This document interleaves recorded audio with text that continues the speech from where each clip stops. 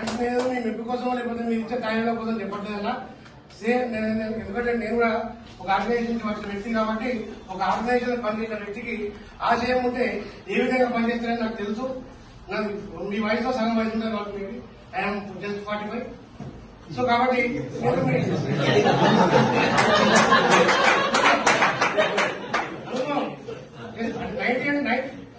ఎక్కువ ఉండొచ్చు కాబట్టి ఎందుకంటే ఆర్గనైజేషన్ పనిచేసిన వరకు వయసుతో సంబంధం లేదు.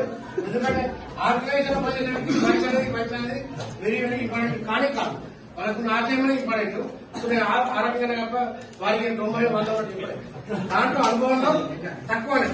సో కాబట్టి అన్న మీ విజన్ క్లియర్, మీ ఆశయం క్లియర్, అన్ని క్లియర్. బట్ కాకపోతే ఏంటంటే ఒక చిన్న విషయం నేను అప్పుడు చెప్పడంలో మర్చిపోయినా.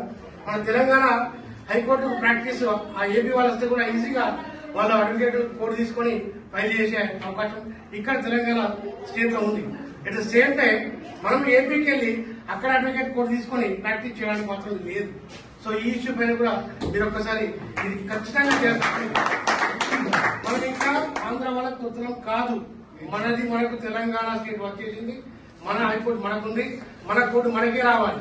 సో ఈ ఇష్యూ పైన కూడా మీరు కొంచెం ఖచ్చితంగా చేయాలి. ఎందుకంటే నేను ఇది నా పర్సనల్ గా నేను ఎదుర్కొన్న సమస్య.